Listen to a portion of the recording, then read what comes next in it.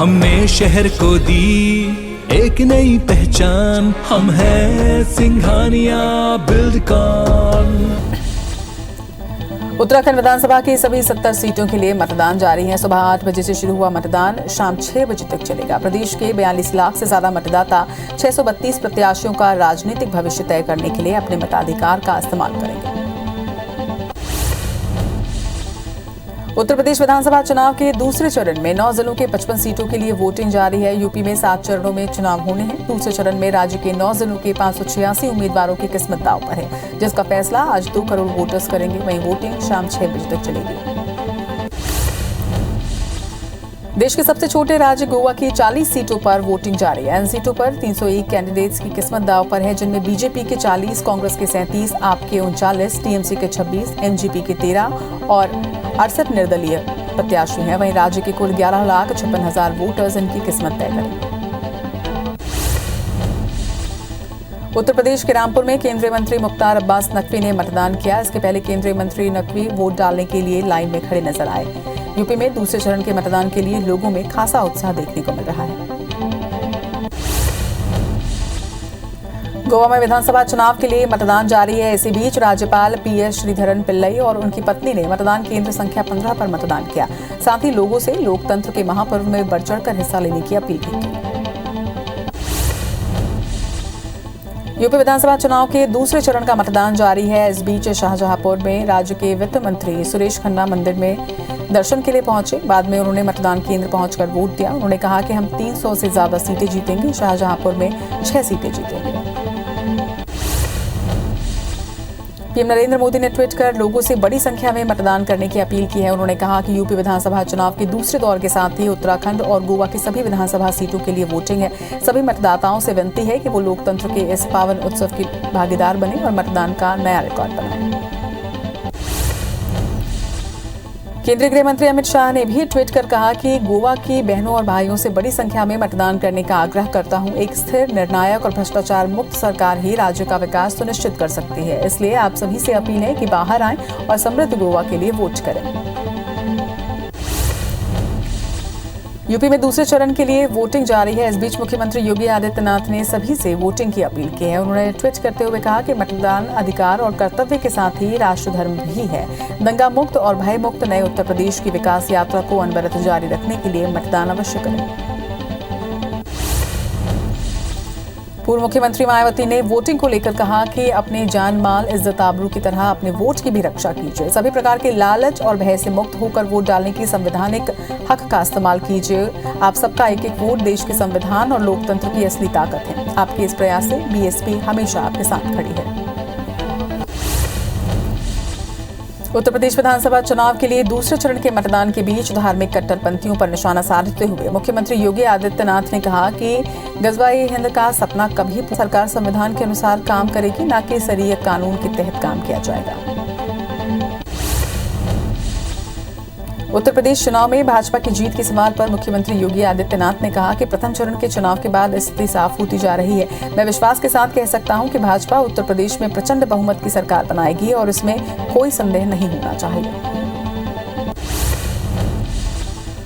उत्तर प्रदेश के मुख्यमंत्री योगी आदित्यनाथ ने कांग्रेस पर तंज कसा है। सीएम योगी ने कहा कि कांग्रेस को डुबोने के लिए किसी और की आवश्यकता नहीं है। भाई बहन कांग्रेस को डुबोने के लिए काफी है।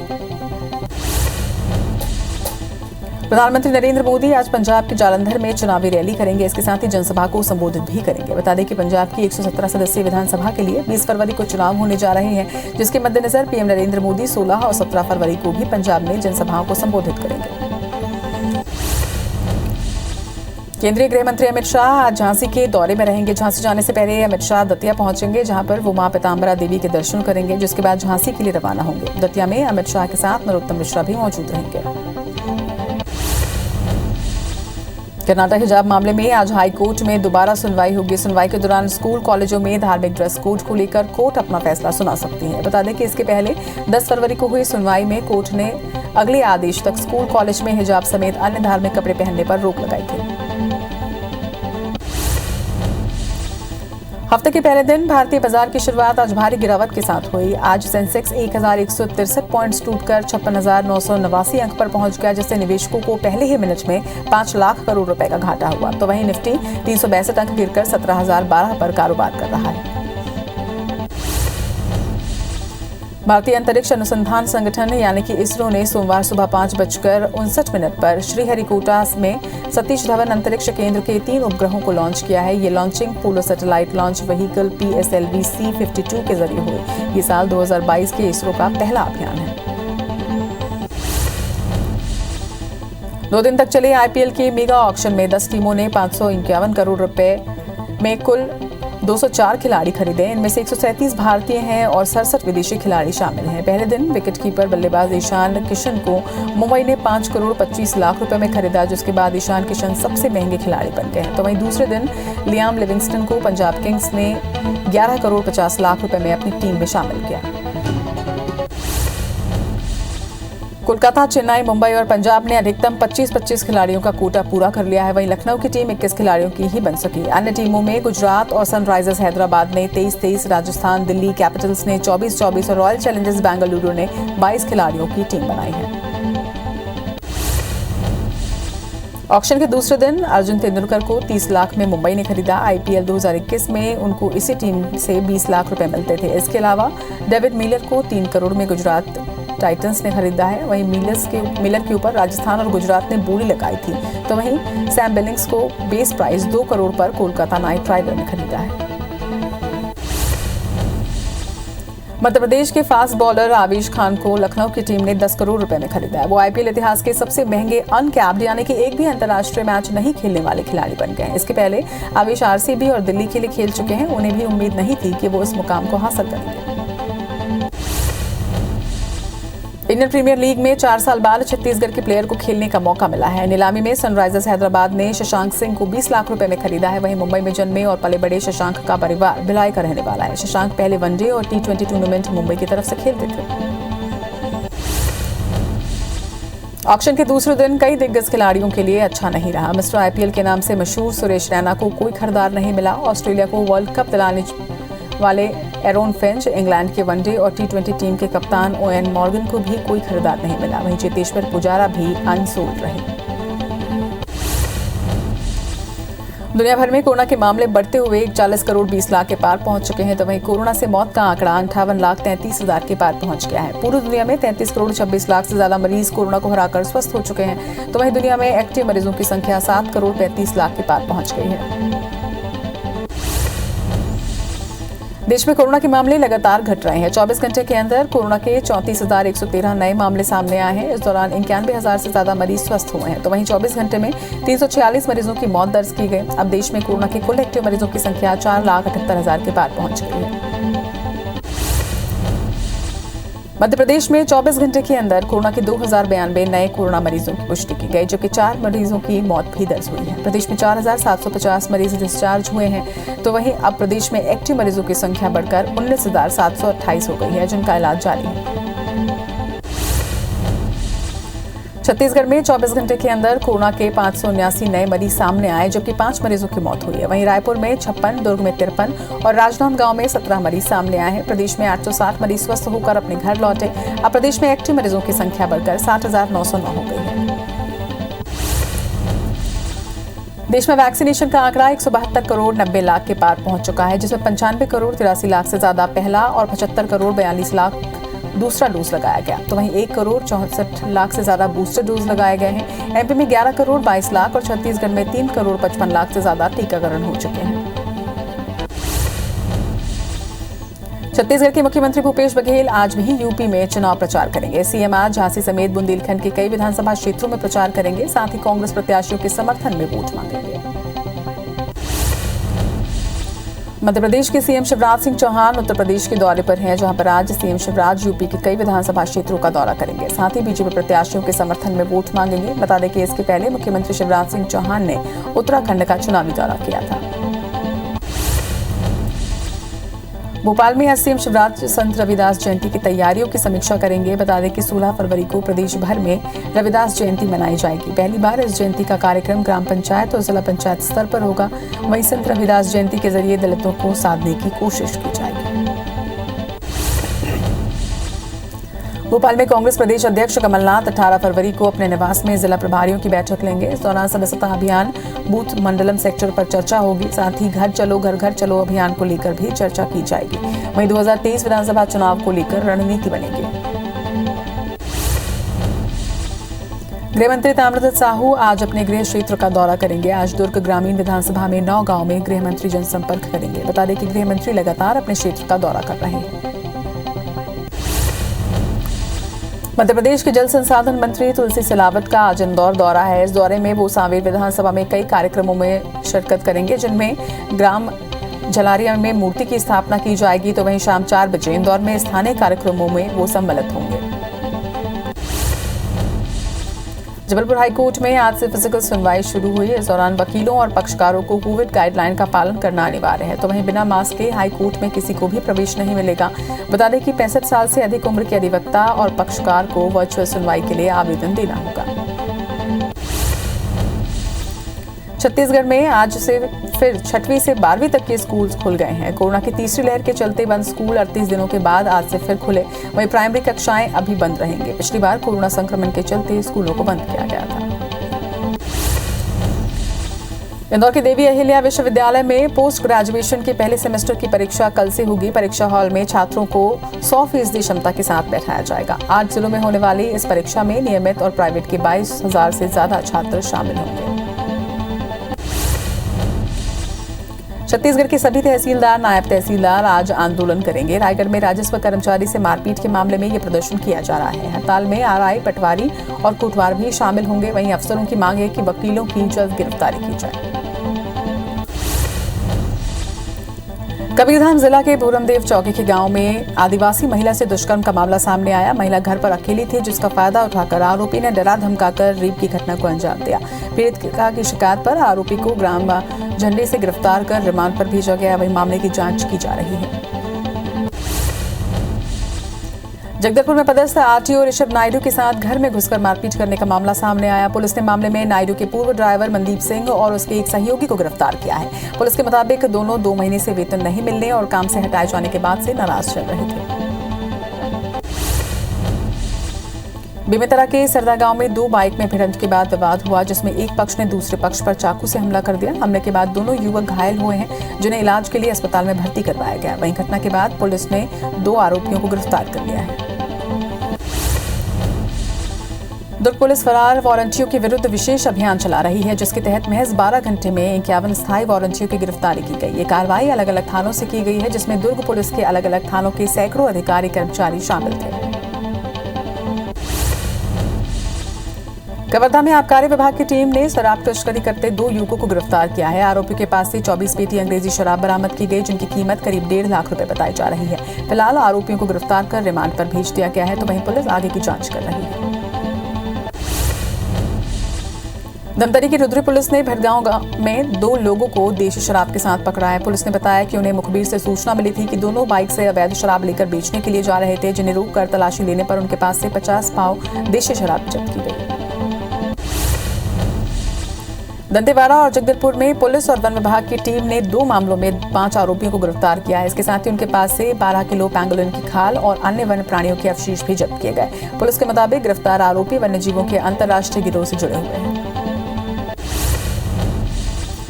बस्तर पुलिस ने गांजा तस्करी करते हुए एक युवती को गिरफ्तार किया है। महिला के पास से 10 किलो गांजा जब्त किया गया, जिसकी कीमत 50,000 बताई जा रही है। दरअसल मामला नगरनार थाना क्षेत्र का है, जहां पर मुखबिर की सूचना पर पुलिस ने छत्तीसगढ़ उड़ीसा के सीमा क्षेत्र धनपुंजी में चेकिंग कर युवती को गिरफ्तार किया। मुरैना की नूराबाद पुलिस ने 22 क्विंटल मिलावटी पनीर जब्त किया है। पुलिस ने मामले की जानकारी खाद्य सुरक्षा विभाग को दी, जिन्होंने पहुंचकर मिलावटी पनीर के सैंपल लिए। वहीं आरोपी मौके से फरार बताए जा रहे हैं। फिलहाल पुलिस ने केस दर्ज कर आरोपी की तलाश शुरू कर दी है। सरायपाली में पुलिस और साइबर सेल की टीम ने बड़ी कार्रवाई की है। टीम ने लकड़ी तस्करी के मुख्य आरोपी को गिरफ्तार किया है।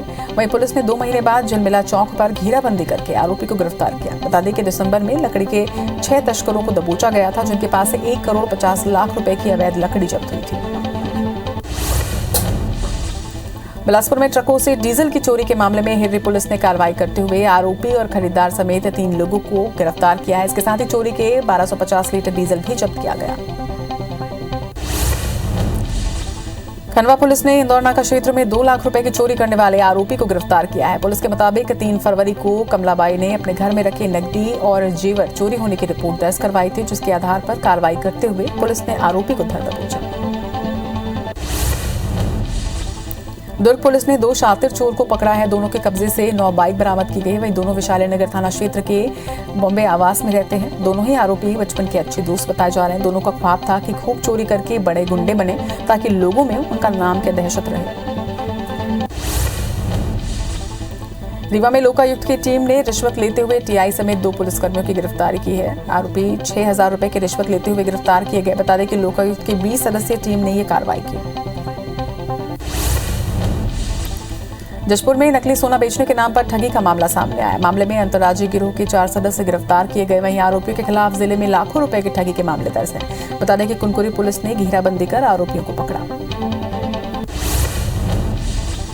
भोपाल के सबसे वीआईपी और व्यस्तम कहे जाने वाले न्यू मार्केट के सबवे में आग लग गई। आग लगते ही मार्केट में भगदड़ मची। वहीं गनीमत रही कि घटना के समय सबवे पूरी तरह से बंद नहीं हो पाया था, जिसके चलते आग की जानकारी फायर ब्रिगेड और पुलिस को समय पर रहते लग गई और उन्होंने 2 घंटे के बाद ही आग पर काबू पा लिया।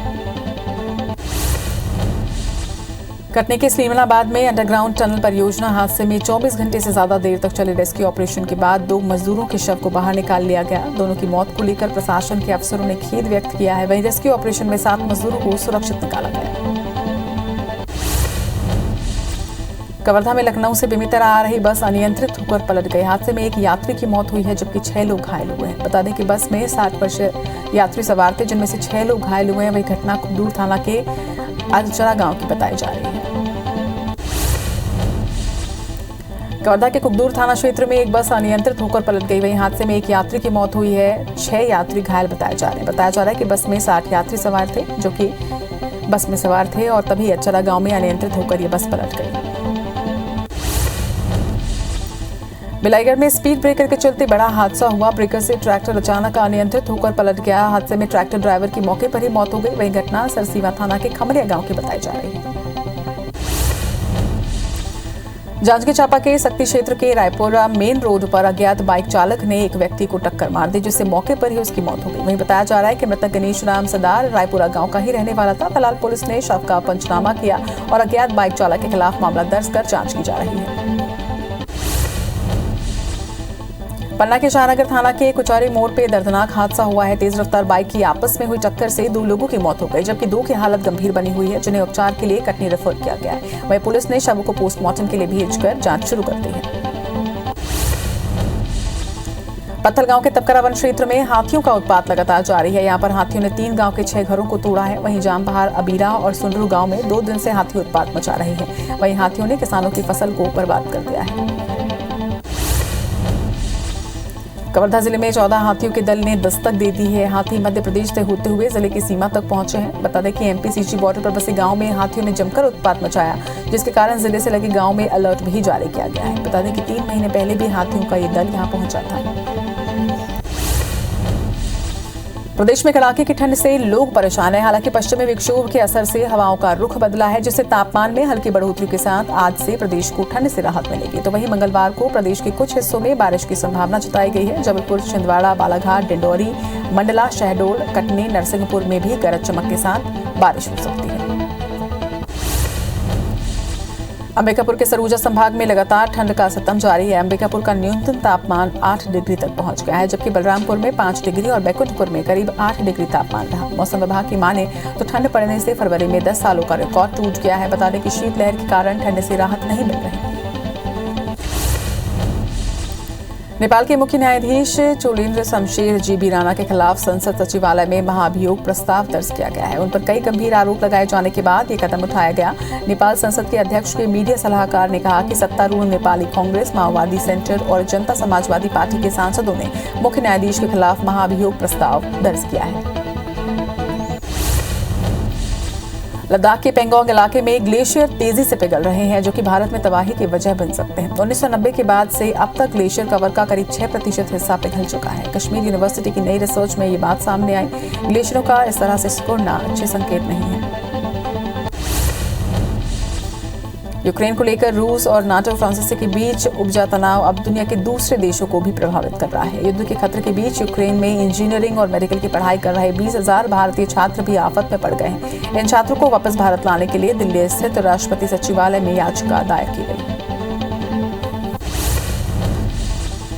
रूस के साथ बढ़ते तनाव को लेकर अमेरिकी राष्ट्रपति जो बाइडेन ने यूक्रेन के राष्ट्रपति वोलोदिमीर ज़ेलेंस्की से बात की। बाइडेन ने कहा कि अगर रूस हमला करता है तो निर्णायक तरीके से जवाब दिया जाएगा। दोनों ही राष्ट्र प्रमुख ने यूक्रेन संकट को हल करने के लिए कूटनीतिक प्रयास जारी रखने पर सहमति जताई है।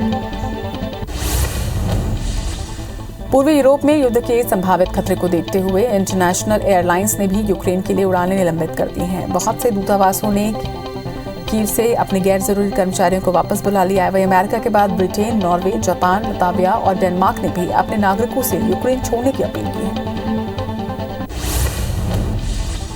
जर्मनी के वाइस चांसलर और इकोनॉमिक्स मिनिस्टर रॉबर्ट हेबेक ने यूरोप में युद्ध के संकेत दिए हैं। उन्होंने रविवार को एक इंटरव्यू में बात की और इशारा किया है। जर्मनी के वाइस चांसलर के अनुसार यूरोप में बड़े सशस्त्र बलों के कारण यूरोप भविष्य में युद्ध की कगार पर हो सकता है। उन्होंने कहा कि ये बिल्कुल दमनकारी और धमकी भरा है।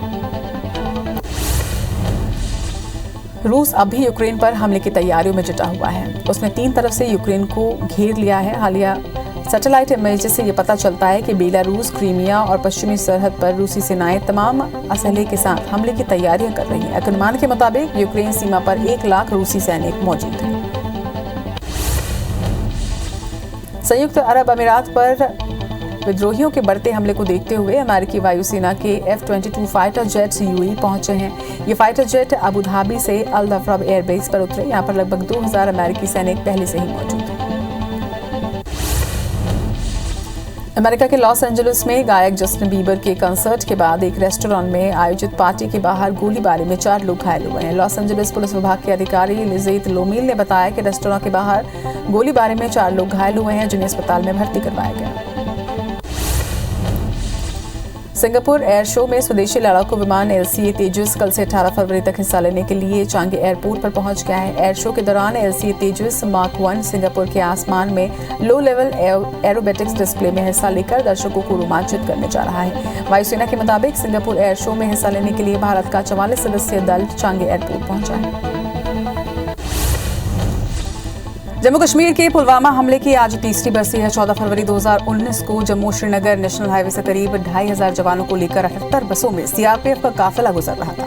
तभी सीआरपीएफ के काफिले को एक कार ने टक्कर मार दी थी। टक्कर के बाद कार में विस्फोट हुआ। इस घातक हमले में सीआरपीएफ के 40 बहादुर जवान शहीद हो गए थे। पुलवामा हमले की तीसरी बरसी पर जम्मू कश्मीर के लेथपारा में सेना के जवानों ने शहीदों को श्रद्धांजलि अर्पित की। इसके साथ ही उनकी शहादत को याद किया। आज पूरा देश अपने शहीदों को याद कर रहा है। लोग अपने अपने अंदाज में शहीदों को श्रद्धांजलि दे रहे हैं। पुलवामा हमले की बरसी पर पीएम मोदी ने भी ट्वीट कर शहीदों को श्रद्धांजलि दी। पीएम ने देश के लिए उनकी उत्कृष्ट सेवा को याद किया। साथ ही उन्होंने कहा कि उनकी बहादुरी और सर्वोच्च बलिदान प्रत्येक भारतीय को एक मजबूत और समृद्ध देश की दिशा में काम करने के लिए प्रेरित करता है। उत्तराखंड विधानसभा की सभी 70 सीटों के लिए मतदान जारी है। सुबह 8 बजे से शुरू हुआ मतदान शाम 6 बजे तक जारी रहेगा। प्रदेश के 82 लाख से ज्यादा मतदाता 632 प्रत्याशियों का राजनीतिक भविष्य तय करने के लिए अपने मताधिकार का इस्तेमाल कर रहे हैं।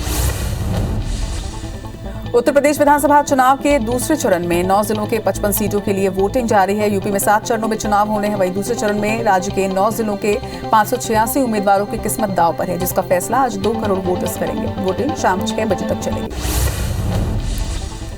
देश के सबसे छोटे राज्य गोवा की 40 सीटों पर वोटिंग जारी है। इन सीटों पर 301 कैंडिडेट्स की किस्मत दांव पर है, जिनमें बीजेपी के 40, कांग्रेस के 37, आप के 39, टीएमसी के 26, एमजीपी के 13 और 68 निर्दलीय हैं। राज्य के कुल 11,56,000 वोटर्स इनकी किस्मत तय करेंगे। उत्तर प्रदेश के रामपुर में केंद्रीय मंत्री मुख्तार अब्बास नकवी ने मतदान किया। इसके पहले केंद्रीय मंत्री नकवी वोट डालने के लिए लाइन में खड़े नजर आए। यूपी में दूसरे चरण के मतदान के लिए लोगों में खासा उत्साह दिख रहा है। गोवा में विधानसभा चुनाव के लिए मतदान जारी है। इस बीच राज्यपाल पीएस श्रीधरन पिल्लई और उनकी पत्नी ने मतदान केंद्र संख्या 15 पर मतदान किया। इसके साथ ही लोगों से लोकतंत्र के महापर्व में बढ़ चढ़कर हिस्सा लेने की अपील की। उत्तराखंड के सीएम पुष्कर सिंह धामी ने खटीमा में मतदान किया। इसके साथ ही उन्होंने लोगों से मतदान करने की अपील की। उन्होंने कहा कि सभी लोग घरों से बाहर आएं और वोटिंग के सभी पुराने रिकॉर्ड तोड़ दीजिए। हम आश्वस्त हैं कि इस बार राज्य की जनता हमें 60 से ज्यादा सीटें देकर आशीर्वाद देगी। गोवा के मुख्यमंत्री प्रमोद सावंत ने विधानसभा चुनाव में मतदान किया। मुख्यमंत्री प्रमोद सावंत ने कहा कि भाजपा ने 10 साल से जो काम किया है वो लोगों के सामने है। उसे देखकर स्थिर सरकार बनाने के लिए हमारे सभी उम्मीदवारों के लिए मतदान करें। यूपी विधानसभा चुनाव के दूसरे चरण का मतदान जारी है। इस बीच शाहजहांपुर में राज्य के वित्त मंत्री सुरेश खन्ना मंदिर में दर्शन के लिए पहुंचे। बाद में उन्होंने मतदान केंद्र पहुंचकर वोट भी दिया। उन्होंने कहा कि हम 300 से ज्यादा सीटें जीतेंगे। शाहजहांपुर में 6 सीटें जीतेंगे। पीएम नरेंद्र मोदी ने ट्वीट कर लोगों से बड़ी संख्या में मतदान करने की अपील की है। उन्होंने कहा कि यूपी विधानसभा चुनाव के दूसरे दौर के साथ ही उत्तराखंड और गोवा की सभी विधानसभा सीटों के लिए वोटिंग है। सभी मतदाताओं से विनती है कि वो लोकतंत्र के इस पावन उत्सव के भागीदार बने और मतदान का नया रिकॉर्ड बनाएं। केंद्रीय गृह मंत्री अमित शाह ने भी ट्वीट कर कहा कि गोवा की बहनों और भाइयों से बड़ी संख्या में मतदान करने का आग्रह करता हूं। एक स्थिर, निर्णायक और भ्रष्टाचार मुक्त सरकार ही राज्य का विकास सुनिश्चित कर सकती है। इसलिए आप सभी से अपील है कि बाहर आएं और समृद्ध गोवा के लिए वोट करें। पूर्व मुख्यमंत्री मायावती ने वोटिंग को लेकर कहा कि अपने जान माल, इज्जत आबरू की तरह अपने वोट की भी रक्षा कीजिए। सभी प्रकार की लालच और भय से मुक्त होकर वोट डालने की संवैधानिक हक का इस्तेमाल कीजिए। आप सबका एक एक वोट देश के संविधान और लोकतंत्र की असली ताकत है। आपके इस प्रयास में पीएसपी हमेशा आपके साथ खड़ी है। यूपी में दूसरे चरण के लिए वोटिंग जारी है। इस बीच मुख्यमंत्री योगी आदित्यनाथ ने सभी से वोटिंग की अपील की। उन्होंने ट्वीट करते हुए कहा कि मतदान अधिकार और कर्तव्य के साथ ही राष्ट्र धर्म भी है। दंगा मुक्त और भय मुक्त नए उत्तर प्रदेश के विकास यात्रा को अनवरत जारी रखने के लिए मतदान अवश्य करें। उत्तर प्रदेश चुनाव में भाजपा की जीत के सवाल पर मुख्यमंत्री योगी आदित्यनाथ ने कहा कि प्रथम चरण के चुनाव के बाद स्थिति साफ होती जा रही है। मैं विश्वास के साथ कह सकता हूं कि भाजपा उत्तर प्रदेश में प्रचंड बहुमत की सरकार बनाएगी और इसमें कोई संदेह नहीं होना चाहिए। उत्तर प्रदेश विधानसभा चुनाव के दूसरे चरण के मतदान के बीच धार्मिक कट्टरपंथियों पर निशाना साधते हुए मुख्यमंत्री योगी आदित्यनाथ ने कहा कि गजवा-ए-हिंद का सपना कभी पूरा नहीं होगा। सरकार संविधान के अनुसार काम करेगी, न कि शरीयत कानून के तहत काम किया जाएगा। उत्तर प्रदेश के मुख्यमंत्री योगी आदित्यनाथ ने कांग्रेस पर तंज कसा है। सीएम योगी ने कहा कि कांग्रेस को डुबोने के लिए किसी और की आवश्यकता नहीं है। भाई बहन कांग्रेस को डुबोने के लिए काफी है।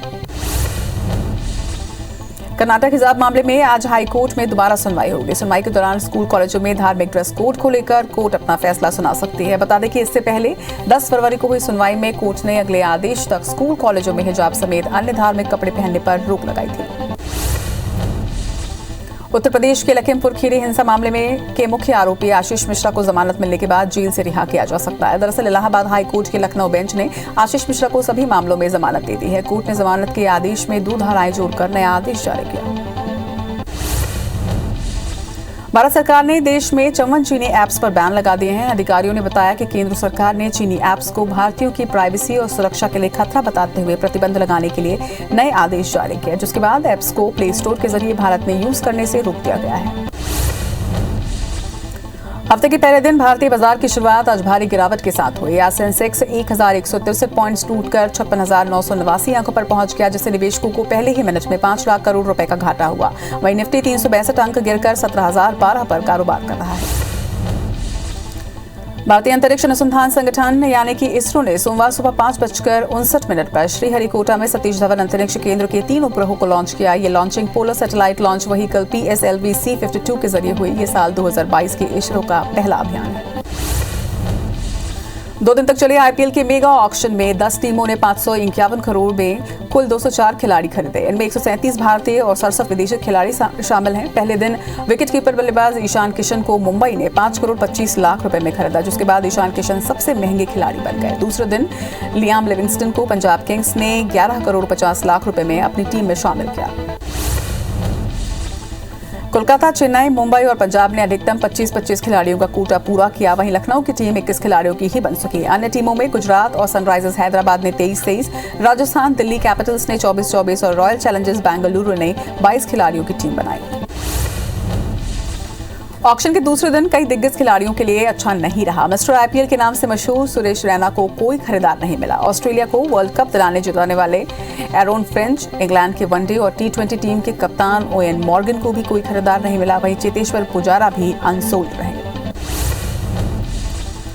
दुनिया भर में कोरोना के मामले बढ़ते हुए 40 करोड़ 20 लाख के पार पहुंच चुके हैं, तो वहीं कोरोना से मौत का आंकड़ा 58,33,000 के पार पहुंच चुका है। पूरी दुनिया में 33 करोड़ 26 लाख से ज्यादा मरीज कोरोना को हराकर स्वस्थ हुए, तो वहीं दुनिया में एक्टिव मरीजों की संख्या 7 करोड़ 35 लाख के पार पहुंच गई है। देश में कोरोना के मामले लगातार घट रहे हैं। 24 घंटे के अंदर कोरोना के 34,113 नए मामले सामने आए। इस दौरान 91,000 से ज्यादा मरीज स्वस्थ हुए, तो वहीं 24 घंटे में 346 मरीजों की मौत भी हुई। अब देश में कोरोना के कुल एक्टिव मरीजों की संख्या 4,78,000 के पार पहुंच गई है। मध्य प्रदेश में 24 घंटे के अंदर कोरोना के 1,760 नए कोरोना मरीज सामने आए, जबकि 4 मरीजों की मौत दर्ज की गई। प्रदेश में 4,750 मरीज डिस्चार्ज होकर अपने घर लौट गए हैं। वहीं कोरोना की पहली लहर से अब तक 10 लाख लोग ठीक हुए हैं। प्रदेश में एक्टिव मरीजों की संख्या बढ़कर 16,929 पर पहुंच गई है, जिनका इलाज जारी है। छत्तीसगढ़ में 24 घंटे के अंदर कोरोना के 579 नए मरीजों की पुष्टि की गई, जबकि 5 मरीजों की मौत भी दर्ज की गई। रायपुर में 56, दुर्ग में 53 और राजनांदगांव में 17 नए मरीजों की पुष्टि की गई है। वहीं प्रदेश में 860 मरीज स्वस्थ होकर घर भी लौटे हैं। प्रदेश में एक्टिव मरीजों की संख्या की बात करें तो ये 7,909 पर है। देश में वैक्सीनेशन का आंकड़ा 172 करोड़ 90 लाख के पार पहुंच चुका है, जिसमें 95 करोड़ 83 लाख से ज्यादा पहला और 75 करोड़ 42 लाख दूसरा डोज लगाया गया है। तो वहीं 1 करोड़ 64 लाख से ज्यादा बूस्टर डोज भी लगाए गए। एमपी में 11 करोड़ 22 लाख और छत्तीसगढ़ में 3 करोड़ 55 लाख से ज्यादा टीकाकरण हो चुका है। भोपाल में आज सीएम शिवराज संत रविदास जयंती की तैयारियों की समीक्षा करेंगे। बता दें कि 16 फरवरी को प्रदेश भर में रविदास जयंती मनाई जाएगी। पहली बार इस जयंती का कार्यक्रम ग्राम पंचायत और जिला पंचायत स्तर पर होगा। वहीं संत रविदास जयंती के जरिए दलितों को साधने की कोशिश की जाएगी। प्रदेश के चिकित्सा शिक्षा मंत्री विश्वास सारंग ने एक बार फिर से कांग्रेस पर निशाना साधा है। उन्होंने बीजेपी और कांग्रेस दोनों दलों के रविदास जयंती कार्यक्रम को लेकर कहा कि हम भगवान रविदास की जयंती पहले से मनाते आए हैं, मगर कांग्रेस हमारे नकल कर रही है। इसके साथ ही सारंग ने यह भी कहा कि कार्यक्रम करना कांग्रेस का राजनीतिक एजेंडा है। भोपाल में कांग्रेस प्रदेश अध्यक्ष कमलनाथ 18 फरवरी को अपने निवास में जिला प्रभारियों की बैठक लेंगे। इस दौरान सदस्यता अभियान, बूथ, मंडलम सेक्टर पर चर्चा होगी। इसके साथ ही घर चलो अभियान को लेकर भी चर्चा की जाएगी। वहीं 2023 विधानसभा चुनाव को लेकर रणनीति बनेगी। गृह मंत्री ताम्रध्वज साहू आज अपने गृह क्षेत्र का दौरा करेंगे। आज दुर्ग ग्रामीण विधानसभा में 9 गांव में गृह मंत्री जनसंपर्क करेंगे। बता दें कि गृह मंत्री लगातार अपने क्षेत्र का दौरा कर रहे हैं। एमपी के जल संसाधन मंत्री तुलसी सिलावट का आज इंदौर दौरा है। इस दौरे में वो सांवेर विधानसभा में कई कार्यक्रमों में सम्मिलित होंगे, जिनमें ग्राम जलारिया में मूर्ति की स्थापना की जाएगी। वहीं शाम 4 बजे इंदौर में स्थानीय कार्यक्रमों में भी वो शामिल होंगे। पूर्व मंत्री पीसी शर्मा ने विधायक निधि की राशि 2 करोड़ से 5 करोड़ बढ़ाने की मांग उठाई है। उन्होंने कहा कि विधायक निधि की राशि सांसदों के समान होनी चाहिए, क्योंकि विधायक के पास ज्यादा से ज्यादा काम आते हैं। इसके साथ ही विधायक निधि जारी होने वाली राशि के नियम भी सरल होने चाहिए। जबलपुर हाईकोर्ट में आज से फिजिकल सुनवाई शुरू हुई। इस दौरान वकीलों और पक्षकारों को कोविड गाइडलाइन का पालन करना अनिवार्य है। वहीं बिना मास्क के हाईकोर्ट में किसी को भी प्रवेश नहीं मिलेगा। बता दें कि 65 साल से अधिक उम्र के अधिवक्ता और पक्षकार को वर्चुअल सुनवाई के लिए आवेदन देना होगा। छत्तीसगढ़ में आज से फिर 6वीं से 12वीं तक के स्कूल खुल गए हैं। कोरोना की तीसरी लहर के चलते बंद स्कूल 38 दिन बाद आज से फिर खुल गए। वहीं प्राइमरी कक्षाएं अभी बंद रहेंगी। पिछली बार कोरोना संक्रमण के चलते स्कूल को बंद किया गया था। इंदौर के देवी अहिल्या विश्वविद्यालय में पोस्ट ग्रेजुएशन के पहले सेमेस्टर की परीक्षा कल से होगी। परीक्षा हॉल में छात्रों को 100% क्षमता के साथ बैठाया जाएगा। 8 जिलों में होने वाली इस परीक्षा में नियमित और प्राइवेट के 22,000 से ज्यादा छात्र शामिल होंगे। तहसील कार्यालय में कर्मचारियों से मारपीट मामले में राजधानी रायपुर में भी विरोध प्रदर्शन किया गया। तहसीलदार, नायब तहसीलदार, पटवारी और आरआई ने काम बंद कर विरोध प्रदर्शन किया है। बता दें कि रायगढ़ में वकील और तहसीलदार के बीच मारपीट की घटना हुई थी, जिसके बाद से ही कर्मचारियों में आक्रोश का माहौल बना हुआ है। रायगढ़ तहसील कार्यालय में मारपीट के मामले में तहसीलदार और राजस्व अधिकारियों ने कलेक्टर को ज्ञापन सौंपा। इसके साथ ही अधिकारियों ने घटना के विरोध में अनिश्चितकालीन हड़ताल पर जाने का भी ऐलान किया। इस हड़ताल का 6 से अधिक कर्मचारी अधिकारी संगठन ने समर्थन किया है। उन्होंने कहा कि जब तक सभी दोषियों की गिरफ्तारी नहीं होती, हड़ताल खत्म नहीं होगी। कबीरधाम जिला के बूरमदेव चौकी के गांव में आदिवासी महिला से दुष्कर्म का मामला सामने आया। महिला घर पर अकेली थी, जिसका फायदा उठाकर आरोपी ने डरा धमकाकर रेप की घटना को अंजाम दिया। पीड़ित की शिकायत पर आरोपी को ग्राम झंडी से गिरफ्तार कर रिमांड पर भेजा गया। वहीं मामले की जांच जारी है। सरायपाली में पुलिस और साइबर सेल की टीम ने बड़ी कार्रवाई की। टीम ने लकड़ी तस्करी के मुख्य आरोपी को गिरफ्तार किया है। वहीं पुलिस ने 2 महीने बाद झिलमिला चौक पर घेराबंदी करके आरोपी को गिरफ्तार किया। बता दें कि दिसंबर में लकड़ी के साथ 6 तस्करों को दबोचा गया था, जिनके पास से 1 करोड़ 50 लाख रुपए की अवैध लकड़ी जब्त हुई थी। जबलपुर में Maharashtra bank ATM cash van लूट मामले में पुलिस की टीम एसआईएस सिक्योरिटी एजेंसी के ऑफिस पहुंची। पूछताछ में अब तक आरोपियों का सुराग नहीं मिला है। 11 फरवरी को बिल्हरी स्थित एटीएम में गार्ड को गोली मारकर लूट की गई थी। घटना गोरा बाजार थाना क्षेत्र की है। भोपाल के सबसे वीआईपी और व्यस्तम कहे जाने वाले न्यू मार्केट के सबवे में आग लग गई। आग लगते ही मार्केट में भगदड़ मच गई। गनीमत रही कि घटना के समय सबवे पूरी तरह से बंद नहीं हो पाया था, जिसके चलते आग की जानकारी फायर ब्रिगेड और पुलिस को समय रहते लग गई और उन्होंने 2 घंटे के बाद आग पर काबू पा लिया। कटनी के इस्लामाबाद में अंडरग्राउंड टनल परियोजना हादसे में 24 घंटे से ज्यादा देर तक चले रेस्क्यू ऑपरेशन के बाद 2 मजदूरों के शव को बाहर निकाल लिया गया। दोनों की मौत को लेकर प्रशासन के अफसरों ने खेद व्यक्त किया है। वहीं रेस्क्यू ऑपरेशन में 7 मजदूरों को सुरक्षित निकाला गया था। कटनी टनल हादसे में मृतकों के परिजनों और घायलों को सहायता राशि देने का ऐलान किया गया है। जिला प्रशासन ने ट्वीट कर जानकारी देते हुए बताया कि मृतकों के परिजनों को 4-4 लाख रुपए और घायल मजदूरों को 50-50 हजार रुपए की सहायता राशि दी जाएगी। बता दें कि टनल हादसे में 2 मजदूरों की मौत हो गई थी। कोरबा के बालको प्लांट में एनोड और हाइड्रोलिक जैक मशीन के बीच दबने से एक मजदूर की मौत हो गई है। घटना की जानकारी लगते ही मौके पर पहुंची पुलिस की टीम जांच में जुटी है।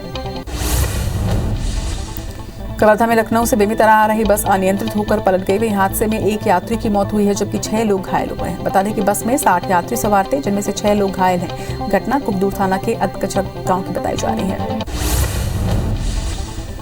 बिलासपुर में ट्रकों से डीजल की चोरी के मामले में हिर्री पुलिस ने कार्रवाई करते हुए आरोपी और खरीदार समेत 3 लोगों को गिरफ्तार कर लिया है। इसके साथ ही चोरी के 1250 लीटर डीजल को भी जब्त किया गया। बिलाईगढ़ में स्पीड ब्रेकर के चलते बड़ा हादसा हुआ है। ब्रेकर से ट्रैक्टर अचानक अनियंत्रित होकर पलट गया। हादसे में ट्रैक्टर ड्राइवर की मौके पर ही मौत हो गई। वहीं घटना सरसीमा थाना के खमरिया गांव की बताई जा रही है। पत्तल गांव के तपकरा वन क्षेत्र में हाथियों का उत्पात लगातार जारी है। यहां पर हाथियों ने 3 गांव के 6 घरों को तोड़ा है। वहीं जामबहरा, अबीरा और सुंडरू गांव में 2 दिन से हाथी उत्पात मचा रहे हैं। वहीं हाथियों ने किसानों की फसल को बर्बाद कर दिया है। कवर्धा जिले में 14 हाथियों के दल ने दस्तक दी है। हाथी मध्य प्रदेश से होते हुए जिले की सीमा तक पहुंचे हैं। एमपीसीजी बॉर्डर पर बसे गांव में हाथियों ने जमकर उत्पात मचाया, जिसके कारण जिले से लगे गांव में अलर्ट जारी किया गया है। बता दें कि 3 महीने पहले भी हाथियों का दल यहां पहुंचा था। प्रदेश में कड़ाके की ठंड से लोग काफी परेशान हैं। हालांकि पश्चिमी विक्षोभ के असर से हवाओं का रुख बदला है, जिससे तापमान में हल्की बढ़ोतरी के साथ आज से प्रदेश को ठंड से राहत मिलेगी। वहीं मंगलवार को प्रदेश के कुछ हिस्सों में बारिश की संभावना जताई गई। जबलपुर, छिंदवाड़ा, बालाघाट, डिंडौरी, मंडला, शहडोल, कटनी और नरसिंहपुर में भी गरज चमक के साथ बारिश हो सकती है। अंबिकापुर के सरगुजा संभाग में लगातार ठंड का सितम जारी है। अंबिकापुर का न्यूनतम तापमान 8 डिग्री तक पहुंच गया, जबकि बलरामपुर में 5 डिग्री और बैकुंठपुर में करीब 8 डिग्री तापमान रहा।